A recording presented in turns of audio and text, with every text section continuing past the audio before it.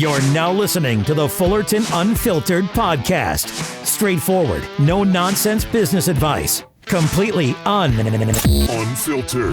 Grow your business. Grow your life. Now, here's your host, Brian Fullerton.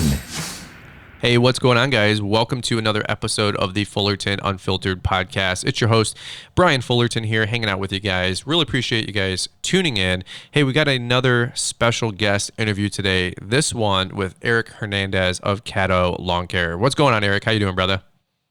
Pretty good, man. How are you? I'm doing good, man. It's always exciting anytime I can do a podcast and just get to share with the audience. But it's even more exciting anytime we have a guest interview.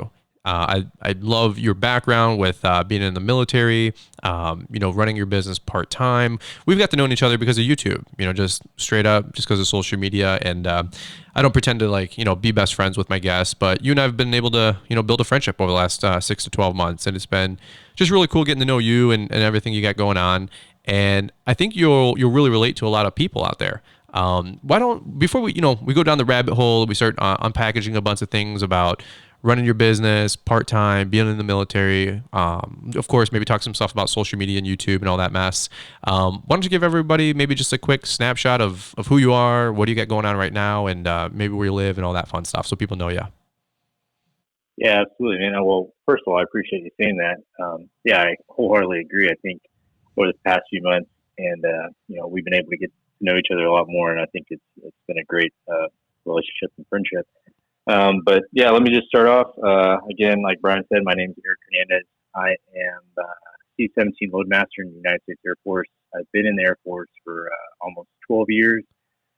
I live in Altus, Oklahoma, which is southwest, the lower half of Oklahoma. So a lot of people like to call it like the bastard child of Oklahoma. Sure. And I'm stationed here at Altus Air Force Base. I've been here since 2015. I've been pretty much all over the world with my job. I would say I've been everywhere. The only continent I haven't been to is South America. So I've been to Antarctica, I've been to Pakistan, I've been to Afghanistan, I've been to Spain, Germany, all those places. But with that experience and taking that military background, back in 2018, me and my son, he wanted to start making money. So I felt it was best, as always. I mean, I think this is I've always said this is the standard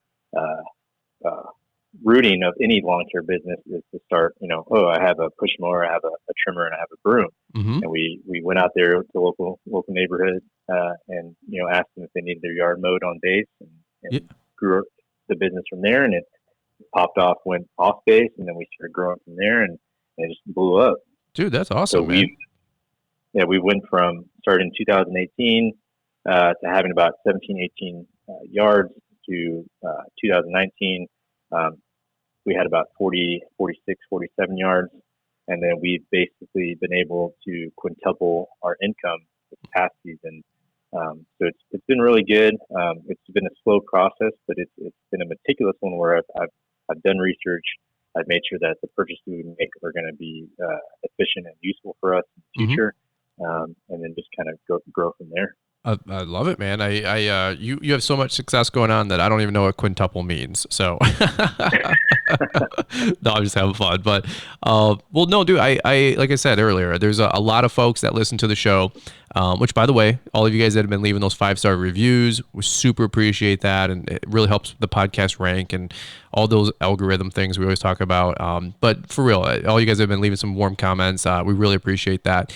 But Caddo, a lot of guys that listen to the podcast, they're part-time. There's a lot of guys that have backgrounds in teaching, military, law enforcement and firefighters and all this other stuff. And, they're cutting 10, 20, 30 lawns on nights and weekends to, honestly, simple stuff, man. Help pay for kids' braces, help, make a vacation family fund, and, maybe take care of an unexpected medical bill. So I wanted to get you on the podcast for a lot of those reasons. I hear your story and your background, but just to let you know that there's a lot of people that are in your boat where you're trying to do, your side hustle nights and weekends, and it can actually turn into a pretty cool, project. Yeah, definitely. I had never in my life expected I would be at this point with our business. I thought it was just something that we were going to do for a few months. Yeah. All good. And then we just grew to like it.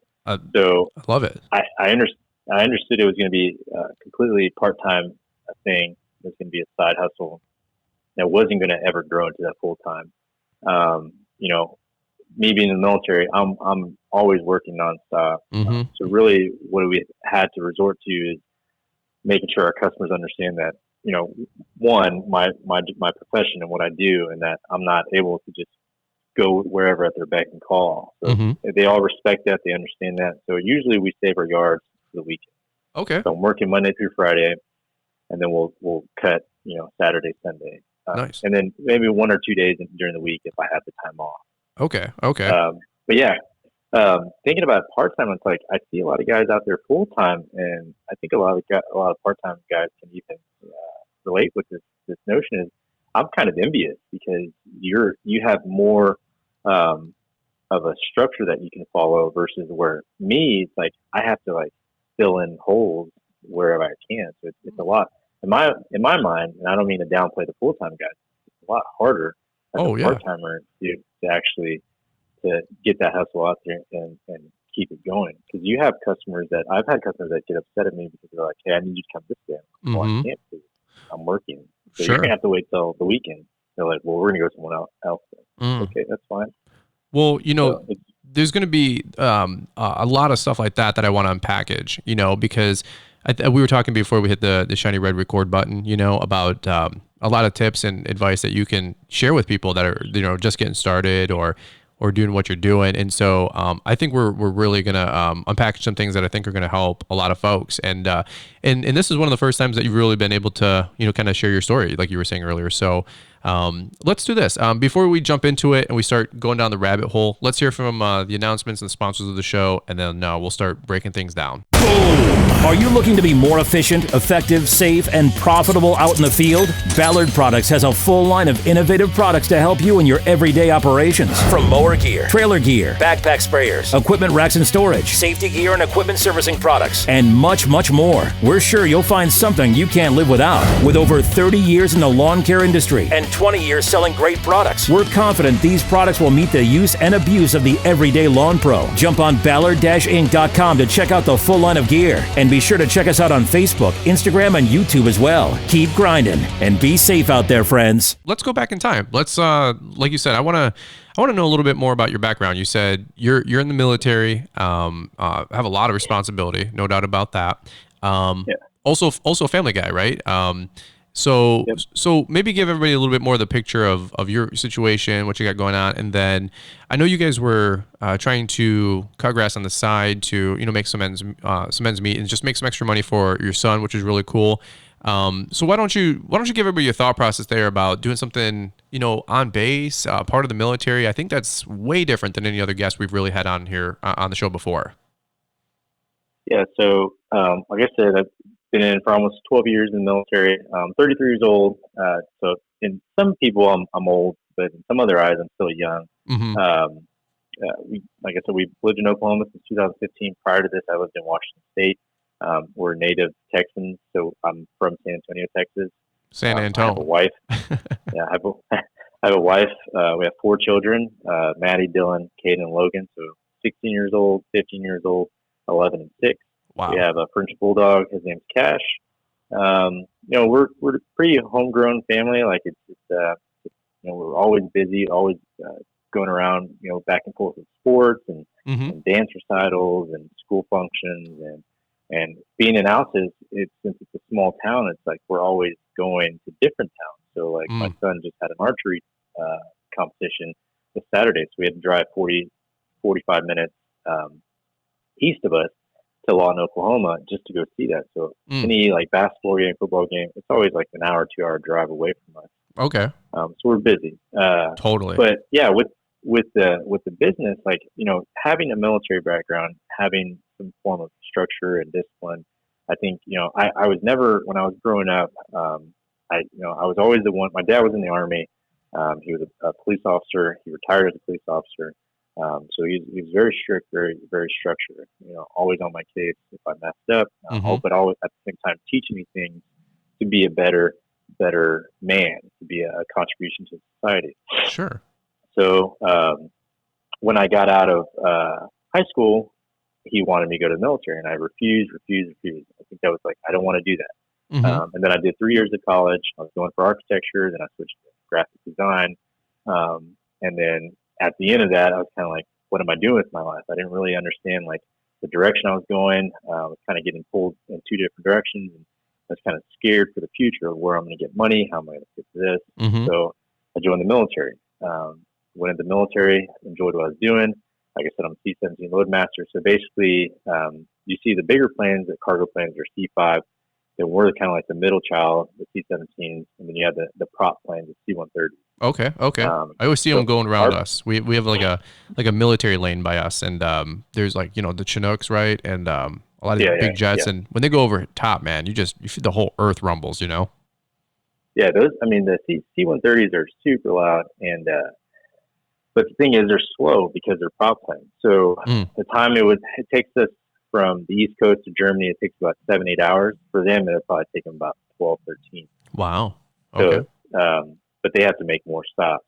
Mm-hmm. But yeah, so C-17 load, I've had the opportunity to carry all the way from pallets of food to troops, and the unfortunate thing of, for me, it's a sad thing, but we've carried troops that have been KIA'd in combat. Mm-hmm. So it's one of those things where you're basically carrying the flag draped coffin. Wow. So that was heartbreaking. But it was, it's a privilege, it's an honor to do that type of thing, because they sacrifice for something big. Totally. But totally. I've had the opportunity to go to different places, see different cultures, and interact with people, and it's allowed me to grow. And when I was younger, I was always shy, not really understanding what I wanted. Mm-hmm. And now I'm an adult, so I'm a little more outspoken, a little more blunt.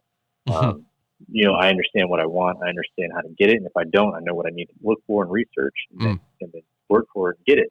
So I think bleeding that into the lawn care side, it's allowed me to, I think, in my opinion, be a little more successful than others. Mm-hmm. And I'm not here to puff my chest out and peacock, but I'm just saying it's helped me. And I think most guys sometimes need that help, or girls. And I think it being on some type of platform, just sharing experiences and sharing modern day and actual present day accomplishments and failures will help people make those decisions on where they want to go in life. So we started the business. So Caddo, I know a lot of people think that my last name is Caddo, or my name is Caddo. And that's not how we don't have the privilege of naming our lawn care businesses like you, Brian. Yeah.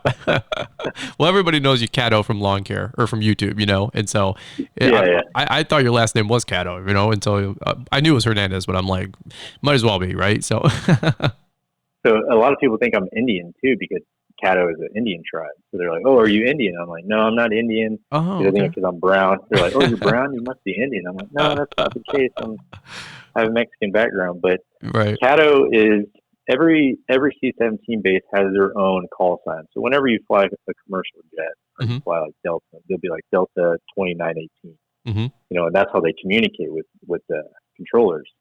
For us, it's Caddo. So whenever I fly, it's, "Hey, I'm Caddo 12." Like, "Hey, Caddo 12, we're airborne." Fly up to altitude. Okay, I get it. So that's our call sign. So we took that and just, I had, we worked on the logo. Before, it was actually funny. The original name was Dylan's Lawn Care, because this whole thing was supposed to be for Dylan. And then we both agreed that it needed to be something like tactical, military-ish. Like, I know there's like mil spec lawn care, and he's I think he's in Georgia or something. Yep. I didn't want to go that route where I'm like I don't want to go that tactical, that blunt, military-ish. Yeah. So I stuck to just Caddo because people understood it in Oklahoma, and we messed with the logo. We had, before we had a push mower on top like Stet did, and we got away from that and just kept it plain and simple with the font. Okay. And we worked that, and it kind of pops out a lot more than having graphics on it. Yeah. So it kind of sticks out more than other people's. But we use it. We like it. Well, I think you said a bunch of good things in there. With regards to like running your own business. It's an animal. Let's just be honest. There's 50 different hats you're always trying to wear. And you're a little bit older. Like you said, you're in your early 30s. That a lot of this military training and background and discipline and being responsible, learning how to take orders. I would also say like understanding there's repercussions, if you don't do your job exactly how you're supposed to do it, it can be catastrophic in the military, obviously. And so taking that into a traditional business like lawn care landscaping, I'm not also here to pretend that like, running a lawn care business is as dramatic or, putting your life out there on the line like a service professional. I'm not pretending that. Obviously, I'm a big military guy. I respect everything about that. And by the way, thanks for serving, of course. I always say like, I don't know if I would have the guts to do some of the stuff that our military does, especially the frontline guys, the tip of the spear. I'd like to believe I would, right? But every red-blooded male likes watching 13 Hours and Act of Valor, right? But I don't know if I would really be cut out for what they do. I would definitely say I'm more of a fan, right? So I don't pretend, right? But do you think a lot of that background has helped you? Maybe some other folks that are listening, they're police or they're firefighters. Again, they same thing. They have a lot of training and they're really good at, marching orders and systems. Do you think that would help, or has helped you grow your business and to have some, faster growth than maybe somebody else would in the beginning? I think it does to a certain extent. If you allow it, if you're that type of individual that you're too prideful to get into this type of service or industry, then yeah, you're never going to succeed. So sure. You gotta understand that you have to be humble in any aspect, mm-hmm. Whether you're in the military. And I say this sometimes to a couple of friends of mine, like military service members are their own worst enemy. You have guys that are out there that think they're better than everybody just because they're in the military. That's not always the case. Mm-hmm. Yes, we make sacrifices. Yes, we deploy. Yes, we go places. But you got to understand, like, other people do those types of sacrifices too. Like, we've made a conscious choice to join the military. We've made that choice to sign and enlist and do these things, not for pride, not for glory. Just some people do it because monetary reasons. Some people do it because legacy reasons. Mm-hmm. So, mm-hmm. But being in some type of structure like that, firefighters have it, police officers have it, medic individuals in the medical industry have it. Sure. Having that discipline and that background to understand that if you make even the slightest mistake, mm-hmm. That's going to cost your customer. If you're not, ensuring that your blades that you put on your mower or torque to a certain specification are going to mm-hmm. possibly cause injury or harm. What about integrity? What about integrity and accountability? Those are core. If you tell a customer you're going to be there on a certain day, or if you tell the customer that you're going to charge a certain amount, having the integrity to say, hey, I told them that, I'm going to stick to that, and I'm going to make sure that I'm not going to, just because I'm doing a job. This past fall, I told the customer I was going to do a leaf cleanup, and it was completely my fault. I was too lazy to go look at it. I was busy because I was at work. I had just got done flying. I was like, mm-hmm. It's not that big. And I told him $160, and I showed up there, and I was there. It took me, because it was by myself, it took me 8 hours just because it was like completely, I was just I was a moron, didn't do it mm-hmm. correctly. Mm-hmm. So, but I told him 160. Now, if I was anybody else, if I was, a douchebag, I could have easily said like, nope, it took me 8 hours. I'm going to charge you $50 or $60 an hour. So that's going to be greater than 160. Right. You know what? No, I appreciate this guy because he's been a customer to me since the beginning.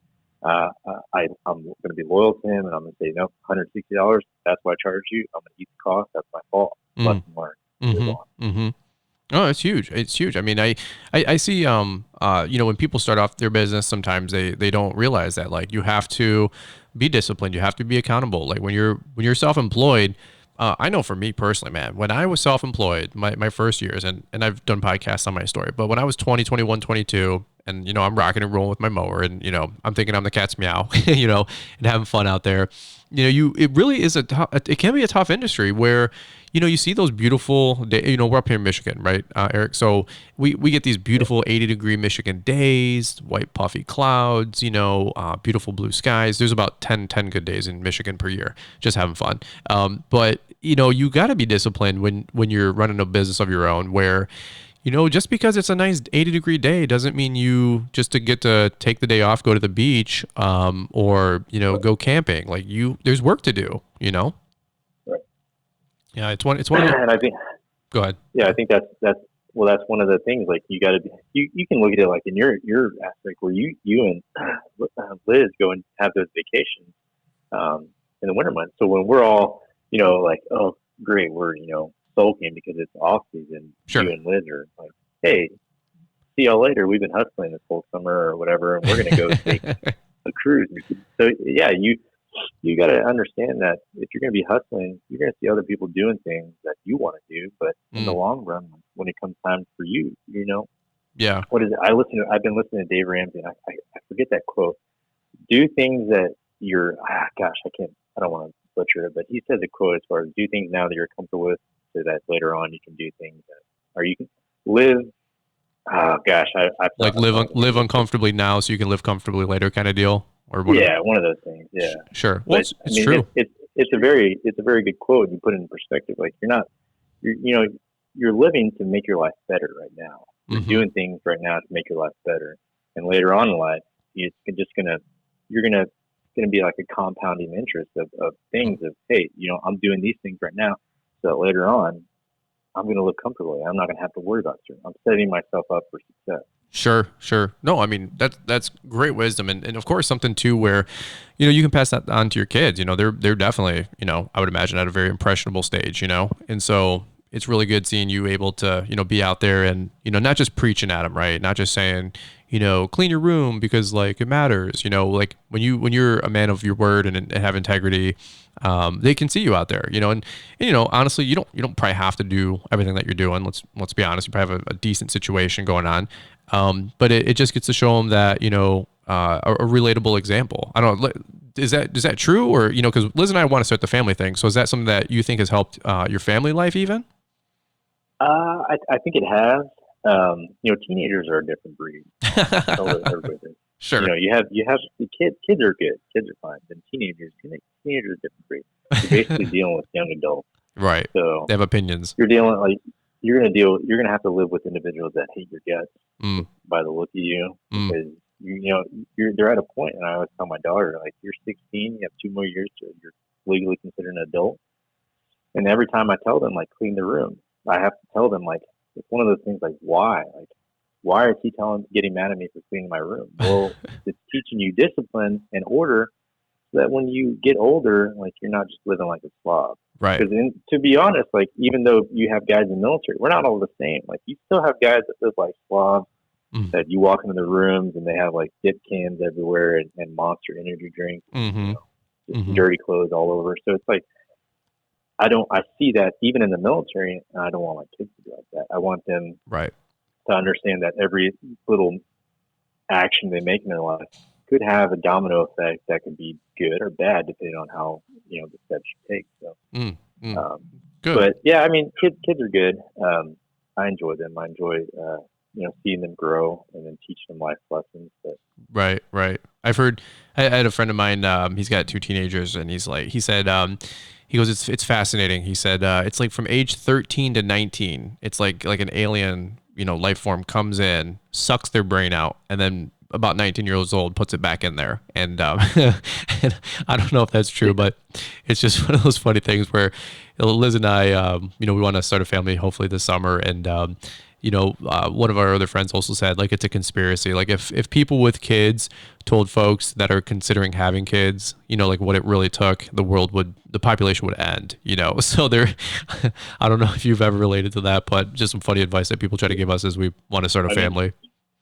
I mean, there have been days where I'm like, oh my gosh, just go away. But I mean, I think that's any parent. Even counselors will tell you like, yeah, teenagers are a different breed. Like they think they know the world and they know everything. And they're, you have to kind of bring them down a notch and explain to them like they think that I was never a teenager. I just went from being a baby to an adult. I missed those years in between. So Sure. no, I was a teenager. I did those things. I snuck out. I got pulled over. I've gotten legal trouble. So it's like it's one of those things where they have to understand where you're coming from so they can relate. But, Right. Well, I appreciate you opening up. I mean, this is the reason I wanted to do the podcast, is so people can get to know you more, and just, I appreciate the realness that people can, dive deep, like I said, down these rabbit holes with podcasting that, might not really give us that same opportunity, on YouTube or Instagram, if you will. Well, let me ask you this. Maybe just a little transition here. You talked about how you guys are growing your business.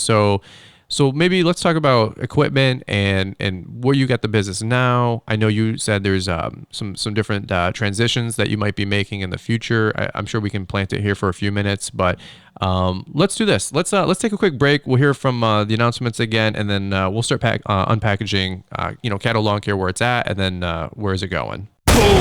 Are you looking to be more efficient, effective, safe, and profitable out in the field? Ballard Products has a full line of innovative products to help you in your everyday operations. From mower gear, trailer gear, backpack sprayers, equipment racks and storage, safety gear and equipment servicing products, and much, much more. We're sure you'll find something you can't live without. With over 30 years in the lawn care industry and 20 years selling great products, we're confident these products will meet the use and abuse of the everyday lawn pro. Jump on ballard-inc.com to check out the full line of gear, and be sure to check us out on Facebook, Instagram, and YouTube as well. Keep grinding and be safe out there, friends. When we were talking before we hit record, you were dropping some bombs. You were telling me that you're trying to get your ducks in a row, over the next 12, 18 months. You got some exciting things that you guys are working forward to, because this business is taking off way more than you thought. And correct me if I'm wrong, but you said that originally that this was just going to be a part-time hustle for you and your son, right? Right. Yeah. So no intentions of ever making it full time. It was just kind of we're going to do one a few months and call it good. Mm-hmm. So where are you guys at right now? Well, so right now, I enjoy doing it. I enjoy the interaction with the community. I've made friends, lifelong friends that I can actually call. I can treat them like my brothers. And we have plans of we're going to be moving down to San Antonio, Texas next year. Probably October, November timeframe. Okay. And grow the business from there. So I'm getting out of active duty Air Force. I'm going to go to the reserves.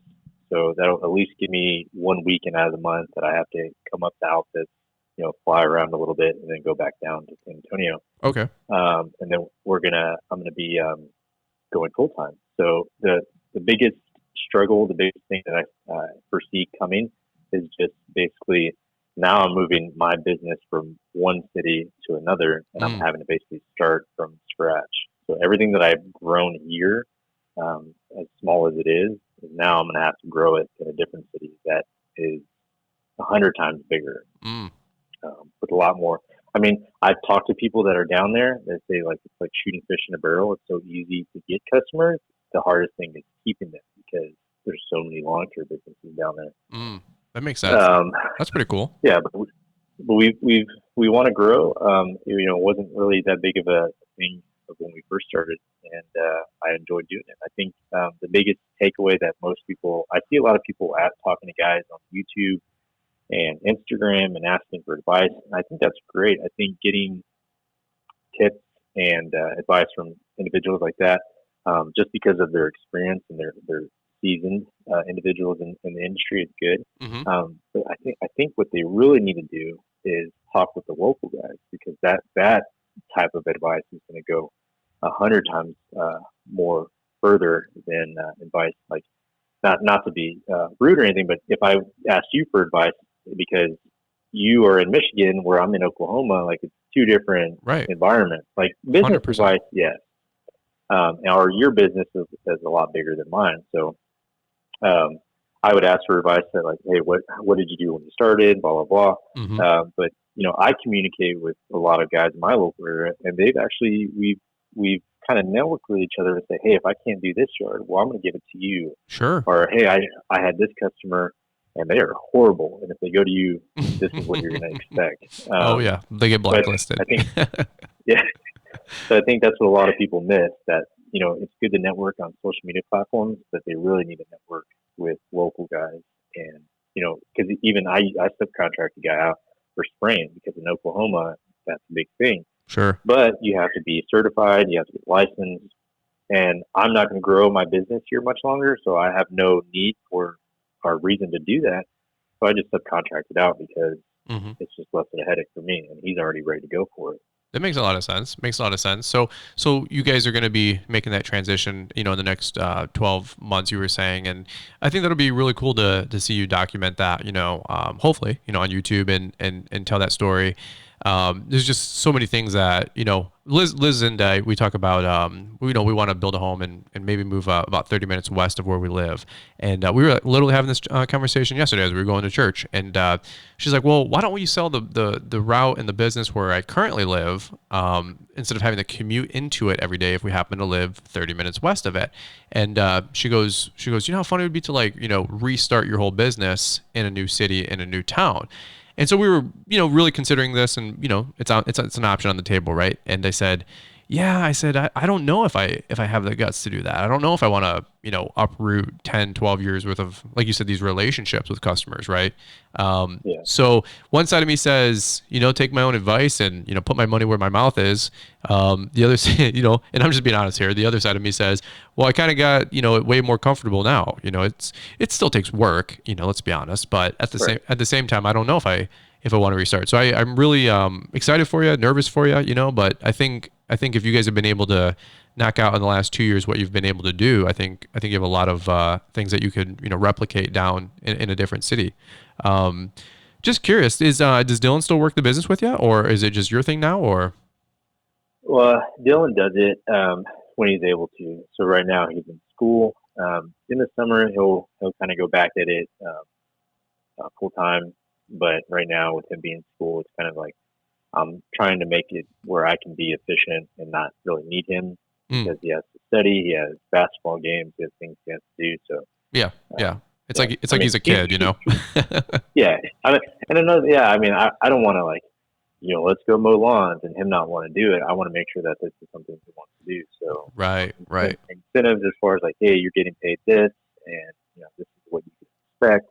But it's also teaching him I'm trying to teach him the workforce. I told him, it's different working with me than if you were actually going to clock in, clock out job. Right. I still told him, you're getting a job. You're still going to go to get a job somewhere where you have to clock in, clock out. You have somebody that's 2 years, 3 years older than you that's getting upset at you because you didn't mop the floor right, or you didn't flip this burger enough. Right. A lot of those valuable skills. Yeah, it's still life lessons that build character in a person that I want him to learn. Sure. So this season I told him I'm going to be a little more strict on him as far as uniform.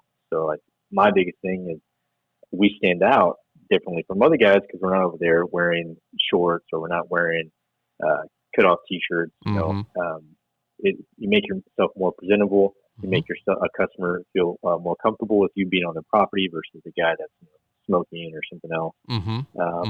And it was kind of lackadaisical towards the end of the season because we were all tired. We were ready for the season to end. Right. Where I'd let him wear certain things, but this season, we're going to stick to matching uniforms and just making sure that we're presentable when we go out in the field. Yeah. I like it. Well, and I appreciate you kind of weaving in some of these tips because there's a lot of guys that, like I said, are part-time and hustling on the side, weekend warriors, which I said, it's not a dig. It's, people are trying to make ends meet, and I totally respect the hustle. And I know a lot of guys are trying to even make that, transition, that jump into going full-time. Let me ask you this. What's some really good tips that you have for somebody in that boat, right? So you've been doing this for a year or two. You're cutting your teeth every single day, like you said.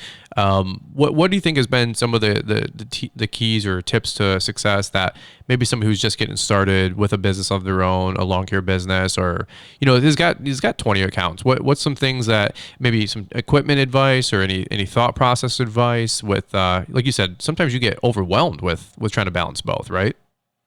Right. Yeah, definitely. So we started out, like I mentioned before, we started out with, I had a snapper mower. It wasn't a self-propelled, and I had a SRM 225 Echo trimmer. Okay. And then we just had a broom. So it was like one of those things we dipped in, we got our feet wet and trying to see what it was like. And then we liked it. So then we escalated up to, later, or we got a handheld, the BG50 steel handheld blower. Yeah. And that was like a godsend. We got that and we're like, oh my gosh, we've been using a push broom. So this is great. Right. And then we went from that to, then the next season I was like, I really want to get a stand-on mower. So I went on Wright, and I was looking at a Wright and I was looking at Gravely. It just so happens that Wright is the only like commercial mower dealer in our town. So I was like, okay, well, sure. I was like, I'm going to go Wright because we don't have any Gravely dealers here. So I got a Wright. We got the mower, and I think that's what allowed us, having that mower allowed us to market better and, make ourselves look different to certain customers. Because they say, oh, this guy has a mower, like he's pretty serious. And then we bought the steel, the FS91R. But I guess my biggest advice is like, it's going to take time. It's not going to happen all at once. Sure. And I see a lot of guys on social media like diving deep, like, it's just like a pool. You have one side of it where it's like you're treading water, it's up to your waist. Mm-hmm. But then I see guys like, oh, I can jump off this diving board in 20 feet, depth of water. I'm good to go. Like, you're gonna drown. Yeah. I just talked to a guy. He told me, he messaged me on Instagram. He's like, my dealer told me he wouldn't sell me a stand-on mower, and I was like, what? Why? He's like, well, this is my first year in the business. I'm just starting this year. I'm like, oh yeah. I wouldn't do that if I were you. Like, I'd see if this type of work is what you want to do, because it's pretty, it's a meat grinder. It's a meat grinder for sure. But yeah, I mean, I'm just taking it slow. Doing your research of the equipment. Like I had looked at, do I want a combi system? Do I want an Echo? Do I want this? Do I want that? So I was looking at different reviews, looking at videos, going and trying them out. Just holding them in my hand, seeing if it felt good at the dealer. Looking at specifications. What my green touch. If I wanted green touch, if I wanted equipment defender, what was best for me? What would stand out more? Mm-hmm. And then the type of mower, like dealer support. If they were going to be good, if it was going to look good for me, it was going to feel good. Demoing them, like especially with that big of a purchase. Like I demoed the 36. Back in, I think, October, November of 2018. So I knew like this is what I like. This is what I want to get, and then making that purchase. Like I know another thing too is a lot of guys are scared to finance stuff. Like I was scared. I didn't really understand it in the business, so I financed the Wright 36, and I financed it with Sheffield through the dealer, and I have no issues with them. I've seen people on like Lawn Care Mafia say Sheffield sucks, everything else. I was like, maybe you're not paying your bill, but I haven't had an issue. I saw, well, real quick, I saw Sheffield at GIE Expo 2 years ago, and I walked back by their booth, and I was just walking. We had to get somewhere, and I said, "Hey, I love you guys," and they go, "Hey, we appreciate the support." I said, "I owe you guys a lot of money," and they're like, "We appreciate your business." And we're it was just a fun awkward chuckle, and but I mean, I built my whole business on credit the first decade, I mean, you got to get started however you get started, but I'm a big believer. I'll echo what you said. I'm a very conservative person when it comes to buying equipment. Not buying more than you need, not having things sit around. Actually, I think I did a podcast with Alex Nickens, and we talked about buying new versus even buying used, and I think you're totally right when you said, like, when you're just getting started in business, do you need the $12,000 zero turn? Probably not if you don't have any customers, so, right. Maybe start with that 36-inch walk behind, or that used 36-inch stander for $2,000, $3,000, $4,000, $5,000. But I'll be honest with you too. Like, there's nothing wrong with starting with a $1,000 Toro Time Master from Home Depot, and right. Especially if you're doing it nights and weekends. You don't. Wait, I always say, like, pay cash as you go if you can. I don't mind financing good debt, I call it, for the business, but you have to have the business to be able to support that. So do it in steps. Right. Yeah, absolutely. Yeah, 100%. I agree. Like, I'm in the process. I'll be honest with you. I'm selling my Ride 36, and I've told a few people, they're like, "Why are you selling your Ride 36? You get away from Ride." I'm like, "No, not at all. I think Ride's a great company. I've had conversation with Ed Wright. I've had conversation with Judith. I've had conversation with our distributor, Candace, and I love Ride. But since I'm making that move down to San Antonio, like I said, I'm mapping my future and making sure it's successful. Right. I've made a decision because I demoed the Standard B, the 32 inch. Is I talked to guys down there and they're like, "Oh, you have a 36 inch? Like, you're never going to fit in backyards here because the residential gates are so small." Okay. And then I talked to I forgot his name, but he's with Zion Lawn Care on Instagram. He has a 34 Gravely Compact Pro. Okay. And he was like, "Dude, I can barely squeeze in gates back here." So I'm like, "Well, shoot, I have a 36. Like, I don't want to keep it if I'm not going to really be able to use it that much. So I'm going to sell it now where I can get I only have, I think, like 85 hours on it. So it's like, I don't really have a lot of use out of it yet. So like, I'll sell it right now and get the max profit out of it. And I just sold it to Tino with AJ's Lawn Care. And I have to meet him to drop it off to him, but cool. I'll buy the 32 and then that'll be my Standard B baby. And then, I'm going to sell my push mower because this will be the third season. So I'm like, I bought it for $400 from Home Depot because I got a military discount. So I was like, I've got use out of it. Like, if I'm going to get a new Standard B, like, I'll get a new push mower because so for the yards that we do on base, so the way it works is there's a company here that is contracted to mow everything outside the fence. So we have a backyard that's fenced. Okay. So they mow everything outside. The person living in the home on base is responsible for mowing everything inside. Well, it's like a really small itty bitty gate. So mostly the push mower is just for the yards on base. And it takes us about 8-9 minutes to do. Like, it's super quick. They're super small. And we just charge 20 just because, one, they're military, and two, we're in and out. 10 minutes or less. I know a lot of people, like, I've told people I charge 20. They're like, "Well, I don't drop my gate unless it's 45. I'm like, "Okay, well good for you, bro." Yeah, if you can get that, God bless. People tell me the same thing. Well, I wouldn't cut that lawn for less than $35. Yeah, well, if you get that, if you get $35 here, I'll give you a gold star because there's where I'm at. I'm in the Lion's Den. I mean, there's 10,000 lawn care companies here too. And no, we have really good pricing. I get a lot of 30, 32s, and 35s, but every region is different. And by the way, we might get $125 a yard installed of mulch, and I hear other guys are like, "What? We do it for $45," and I'm like, that's insane. So it's all relative.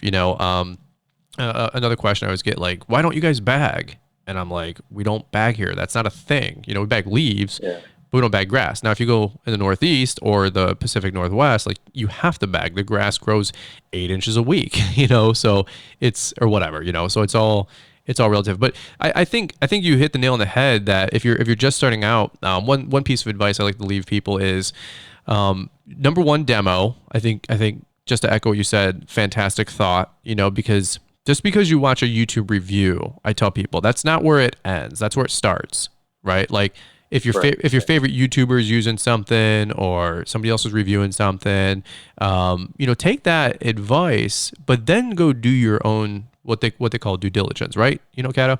Right.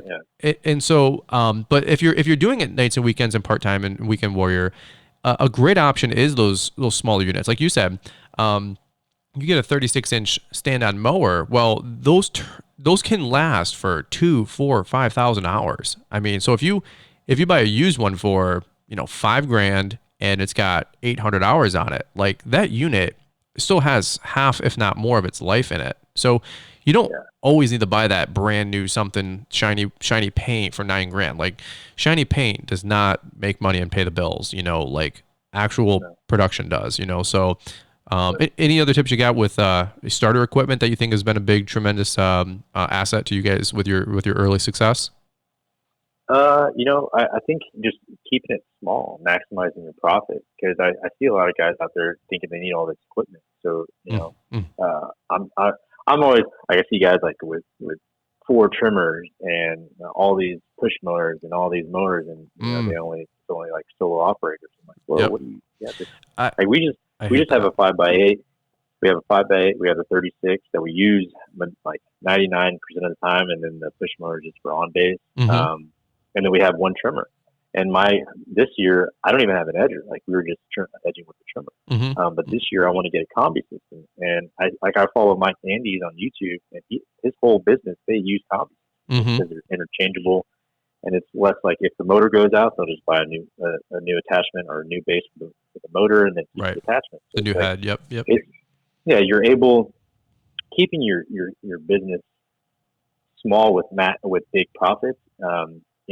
As you're starting out, like not having to go out there and minimizing your overhead. So like the only thing, we own everything outright. We were buying everything cash. The only thing I financed was the right 36. So like all the uniforms that we had, the hats, like we were getting it as we were getting paid. I kept smart. my military pay separate from my business. So everything that we're getting paid for mowing yards, we're just dumping it back in the business. We're buying business cards, buying stickers because everyone was doing the sticker wall, keeping it shoestring budget. Yeah. So it was one of those things where it's like guys go out there and they're mowing yards and they're like, I'm getting all this money to have steak dinners and eat out every day. Don't do that. And they're taking that wrong route of. And then they're getting upset and wondering why they're not growing. Why am I not growing? Oh, well, you didn't get door hangers. Like, what are you doing to promote yourself? I've seen some guys talk about you have to wrap up your truck. You have to letter your truck up. No, that's not really true. Like I have a magnet that I slap on and slap off my truck, and I still get good calls every so often, and from people seeing on the side of my truck. So you get magnets for $50. Yeah, from Vistaprint. And you can always Google on Vistaprint and say like Vistaprint promo codes, and something will pop up, or you'll get emails like 40% off. So you can go on Vistaprint I use a lot. Stickers I get from Sticker Mule.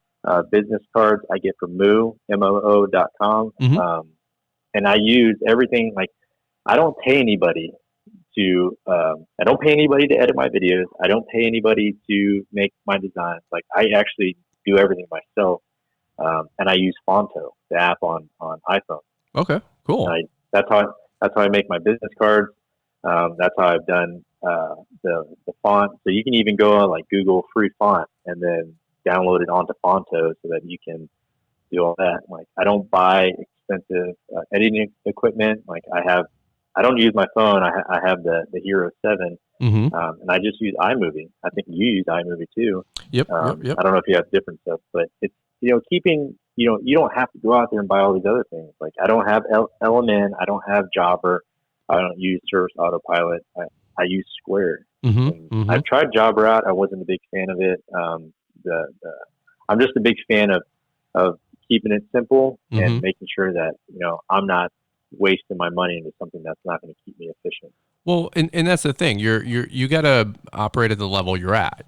Like certain softwares, they make complete sense for guys that have different sized businesses. But for a lot of your business where you're at right now, like you said, don't get fancy. Like keep it lean. And you know why? Because you stay profitable. I liked what you said a second ago about, I see the equipment trap, up here in Michigan, especially, it's a wealthier area. We don't have any of the money. I always joke, but it's a wealthier area, and you'll see guys with, the F350 diesel and, 3.0 turns on there. And then they pull up to a site, and, one guy, maybe 2 guys jumps out, and I'm like, okay. And so I give them grace, and I'm not getting in their crap, it's not my business, but at the end of the day, I'm just like, I'm doing mental math. Like you said, I'm like, okay, 13,000, they got 4 weed whips and this metal trailer and this diesel. And I'm like, dude, now here's the deal. I got an expensive rig, but it took me a decade to get there. Like I haven't had, the major glorious success, if you will, which is relative, until like the last 2 or 3 years.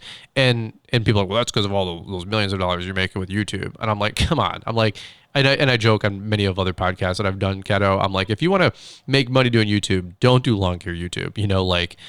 Go, I agree. go do family vlogging, go do prank videos, go be like David Dobrik, right? Those guys. But so I know what it's like to hustle. I know what it's like to buy a $600 backpack blower. I always joke, like you gotta stay lean and stay conservative. And by the way, like Liz and I, we finally started to make a couple bucks with our lawn and landscape business with a lot of help from a lot of people, and so, but here's the deal. We don't try to like grow our lifestyle, ostentatiously where we're buying stuff we don't need for a personal life or a business, like just because the economy is good, by the way, everybody's looking like a rock star right now. That's a huge whole nother talking point, but everybody looks and smells good right now because the economy's up. The economy's doing great. But that extra $9,000 you dropped in a diesel motor that you don't really need potentially, that's a huge safety net, man, of having $9,000 in the bank. What if the economy turns? It's those unknowns, I guess, is what I'm trying to say. Yeah, and I think I watch other YouTubers talk about like financial situations, and I agree with you. Like, I see guys thinking they need the biggest, baddest truck ever, our biggest, baddest vehicle ever to our trailer to be successful. Like, I drive a 1999 Toyota Tacoma. That when I first started, I didn't even have a bumper, and I was still getting customers because I had to replace my bumper because it cracked. But like I didn't even have a trailer in my first season. I was putting everything in the back of the truck, and then I so happened to find when I went to go visit a buddy of mine in his house, he had a trailer in his driveway, and I was like, dude, what are you doing with this trailer? He's like, I just sits there. I was like, you want to sell it to me? He's like, I'll give you. He's like, yeah, you give me $300 for it. I was like, hell yeah, I'll give you $300 for it. Right. So I tore it apart, put new wood on it, primed it and spray painted it, and I put tie down provisions and everything for it. Installed the racks, got the buyer's product stuff on it. I'm still making minor adjustments here and there, but it was a process. Finding those deals, going on Facebook Marketplace, going on Craigslist. Seeing what's in your local area of certain things that do you want to buy new or do you want to buy used? Like a lot of this stuff, like because we're so small, I look on Amazon because sometimes Amazon has good deals. I'll get on there and pick my favorites of what I want to buy. I've even gone so far as to I've had people like, hey, where'd you buy this? Hey, where'd you buy this? I was like, Amazon. Right. And then I've got into the affiliate program on Amazon where it's like you go on our Amazon store and I put a list of everything that we have on our trailer and what we use. But yeah, I think just if you're solo operator, keeping yourself small. Like my next goal, my next project is I like the truck, I like the trailer, but it's like a love hate. I like it, but I also hate it. Right. Sometimes in congested streets, it makes it a pain in the butt to move about. So I think I post on my Instagram of the Ford Transit, and I've been talking to I think his name is The Real Mower. He has a YouTube page and an Instagram, and he has a Ford Transit. And I have a lot of guys that are saying, well, if you really want to grow, that's not really the way to go. And I'm like, that's not always true. Like you don't have to have one vehicle. You can have multiple vehicles. Sure. But having that Ford Transit allows you to market yourself with, putting your logo and stuff on the side. But it's also equipment security and protection from the weather because you're just able to keep it all in one. So it's like a rolling enclosed trailer. Sure. Well, it really just comes down to knowing what you're trying to do and kind of getting a little bit of a roadmap and a vision. Like Julio with Lawn Care Business Success. He's in I think like Canada, like British Columbia or something like that. And I think it's Ontario. Yeah, he's in Canada. I'm from the U.S. That means I don't know anybody else in the world because the world revolves around us, right? So typical American, right? But USA. Yeah, exactly. We don't learn geology, so but just having fun there. And so, but he said the same thing. Like he works like he wants like a van, a van or like you said, a Sprinter thing because.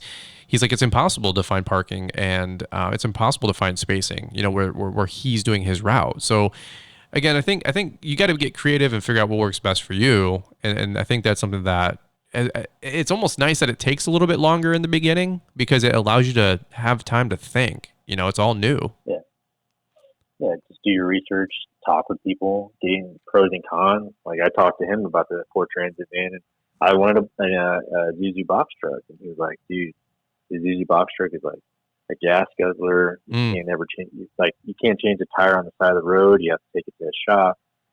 You can't if you live in a residential area, you can't park it there just because some HOAs don't accept that. So it's just pros and cons. It's like I save gas. Doing oil changes is not that expensive. I'm able to protect my equipment, et cetera, et cetera. So it's and then what you like the argument too with having something like that is if it breaks down, now you're screwed because with the trailer you can interchangeable different vehicles. But there's nothing saying that you can't have a trailer and have a box truck or a Ford Transit type van. But sure. I think some people get stubborn and have that like biased opinion towards certain things. Like they want to, I don't know, they see like certain people on YouTube, they want to have like the glitz and glam, the big truck, the big trailer, their equipment showing, but it's like, you know what customers customers don't care for that. They just want their grass cut. Yeah, I was just gonna say, you know what's important? Cutting tall grass, making it short, making it look nice, and then putting a fat knot in your bank account. Like I think people totally get lost in the weeds with like, you run a business, you're supposed to be profitable, exceedingly profitable. Like, right. That's what I do. I like making money. There's nothing wrong with that. You can still be a capitalist. If you don't like that, you're listening to the wrong channel. There's probably other podcasts out there for you. Like I'm pro business. And if you're doing this nights and weekends, you better be thinking about this because you want to maximize that effort because you have that limited window, that limited time, well, let me do this. We're kind of wrapping up to an hour here. I'm really glad that we actually kind of landed on this topic about small business and how you manage what you do because, a lot of times, I wanted to bring up a lot of your stuff with YouTube. You've had a lot of success with YouTube. That's probably where, if somebody's listening, they probably know you from, to be honest with you. That's, where I got to meet you. But for like just a quick 2-minute plug, people can find you on YouTube. How did you get started on that? We got about 4 or 5 minutes here and then we got to wrap up. But what, so you're starting this whole business and the side hustle, which is just, people probably think you're crazy anyway. And then you decided to make YouTube videos about it. Where did that all come into play? So it kind of originated from when we started the business. I was looking on YouTube, like, what's the best way to trim? What's a good mower to get? What's, XYZ? What do I need to do? And then I found you. Obviously, you're like the number one in anybody's newsfeed when they type in lawn care. Yeah, people know me. People knew me like Anchorman. No, I'm just having fun, dude. I'm a dork. It was Blades Grass. It was Wally with Beach River. It was B&B. Yeah. Andy with Cut and Clean. It was all great dudes. It was just flooding in. Like, and then I guess because I was in Oklahoma, it was Acme. It was been with Acme. It was Seth with Seth Lawn Care. Yep. I was getting Mark with Eclipse. I was getting Jose with One Way. Tino with AJ's Lawn Service. I was getting all the guys in Texas, like Texas Veteran Lawn Service, all those guys. And I was like, whoa, this is pretty cool. Like, hey, why don't we just try it out, see what it's like? And then we tried it out. We started, I took approach because I watched like Casey Neistat like you do. I watch David Dobrik. I've gotten, research analytic things. And I watch like Jake Frew, other guys that I see that have like different types of style and charisma on YouTube.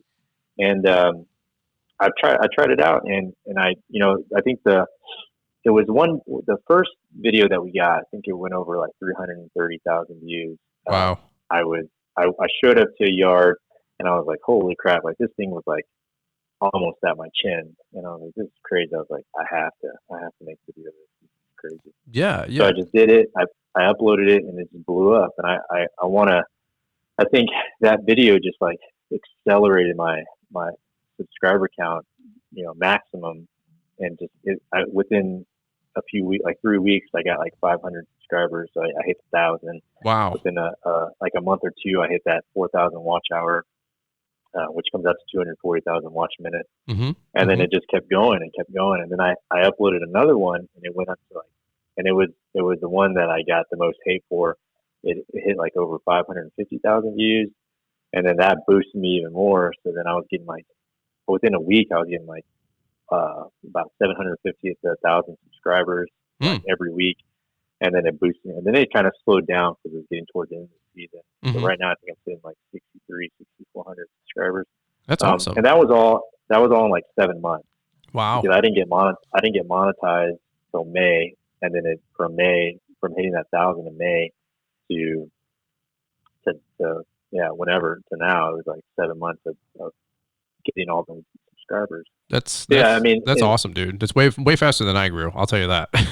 So I'm like the tortoise. Well, I mean, everybody takes a different approach. You know, I stepped back this off season just to kind of, you know, evaluate what I wanted to do with YouTube. I think, you know, it was a rat race. Like once you get into it, once you start doing it, it's like everybody expects. I was getting messages like, "Hey, we haven't seen a video from you. Where you at?" People call me the Edward Snowden of the long hair community because I just disappeared. And they're like, "Well, you know, when's your next video?" Blah blah blah. And I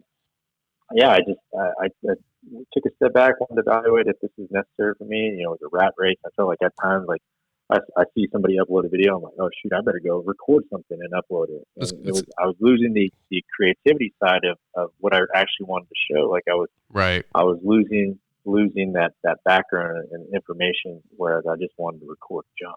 Well, so and I'm like, okay, this is what. And if you don't shoot content, YouTube penalizes you. Most people don't understand. Like it's, and if you're not going to do it, some other 19-year-old kid's going to upload 5 days a week, you know? And it's like, sure, yeah. I hate that pressure. I've really not grown my YouTube channel that way in the last 18 months. Like, especially last 12 months, I wanted to enjoy making videos. I probably made half the amount of videos as I normally do, but I've really enjoyed making the videos that I did, you know?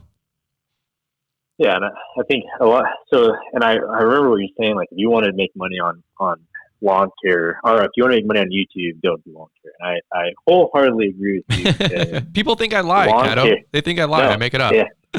It's completely, it's truth. Like, lawn care and YouTube is a very seasonal thing. Mm-hmm. Like it just kind of dies out, and then people don't really record anything, or they put like, like if you're snow plowing, then yeah, that's helpful. Mm-hmm. But that's very like a demographic thing. So right. Like if you're in the north, yeah, it's going to help you, but you're not getting really a lot of like Florida and Texas views. Sure. But yeah, with doing like keeping your time limit on certain videos, like you lose if you look at your analytics, like audience retention. Like David Dobrik, who I kind of look at analytics, like all of his videos are 4 minutes and 20 seconds long. I get the notion, I get the reference of where that's coming from, but still, like he gets those views because people know, hey, I'm only going to waste 4 minutes and 20 seconds of my life mm-hmm. versus, hey, do I really want to watch this guy ramble for 26 minutes about things? Right. Or do I want to get that information quick and then move on to the next video? Right. Like with what's his name from Copper Creek? He does those like, I'm taking this thing to transform it to this thing. So a lot of people like those dramatic effect things. Like, hey, I'm taking this overgrown property to a clean property. So mm-hmm. That's always enticing. Yeah, if you want to get rich on lawn care, I'll give you the secret: make mowing tall grass videos. I don't know why. Yeah. I don't know why. It's a whole phenomenon.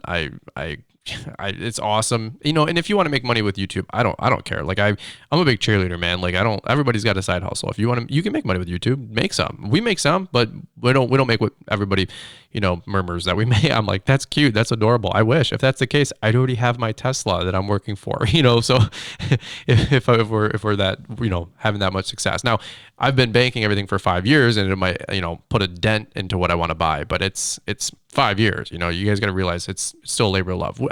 I go down that rabbit hole on other podcasts, so I think that's a dead horse on this one. But if you want to make money on YouTube, mm-hmm. just make sure that you understand if you are making money on YouTube, you still have to pay taxes on that. That's what I'm dealing with now, paying taxes. Oh yeah. Just make sure that you have your deductions and your ducks in a row and get organized. Ready to go come April. Yeah. Mm-hmm, mm-hmm. Well, no, dude, this has been really fun. We got to wrap it up here, but let me ask you this really quick. Where can people find you I know we talked about some of it, but where can people find you if they want to go, learn more about Caddo Lawn Care? They want to know more about Erik. Just a quick selfish plug, man. Where can people find you? Yeah, if you want to come see more stuff and see my journey, going in from part-time and stuff on lawn care, you can find me on YouTube. And you can do youtube.com/Caddo Lawn Care. Cool. Instagram, I like to make some pictures out there of what we're getting, what we're looking at. So Instagram, that's at Caddo Lawn. We're on Facebook, but Facebook is more like business geared. So it's like I don't really feel like I don't like whatever I put on Instagram, I don't share that on Facebook. It's mostly for my customers and clients. So if you want to have see how I structure my business aspect on social media, like that would be a good. I've seen people like, oh, that's cool that you put that on there. Like I'm going to do that on my Facebook page. Right. And then I think we have a Twitter. I don't really use it. I never really got into that, but I might check it out and see. It's all at Caddo Lawn. The only one that's not is YouTube, which is just /Caddo Lawn Care. Cool. Well, I like it, man. Well, dude, I sincerely appreciate you taking the time to, jump on the podcast. It always takes about an hour and a half to do these. And, I don't like impeding on people's calendars as it is. And so I appreciate you being so accessible, and taking the time to jump on here. I think you're really going to help a lot of people out, man. Again, I enjoy watching your videos. I think you have a lot of good things going on, and you just have a different story than I do. And so I know you're going to relate to a lot of different folks out there and vice versa. So, well, any last things you want to leave anybody? Any last tips while I got you, or you want to just wrap this guy up? No, the only thing I can ever say is be humble and good luck in your 2020 season, guys. I love it. Amen to that. All right, guys. Well, cool deal. Well, hey, this was another one with Erik Hernandez with Caddo Lawn Care, and another episode of Fullerton Unfiltered. So super appreciate you guys listening and joining in with us. If you guys haven't hit the 5-star review yet, take a quick second, do me a big solid, and just select that on your phone with whatever app you got going on. If you liked the episode, hit 5 stars. If you didn't like the episode, hey, hit 5 stars. Okay. So we really appreciate that help and that support. So, all right, guys. Well, that's it.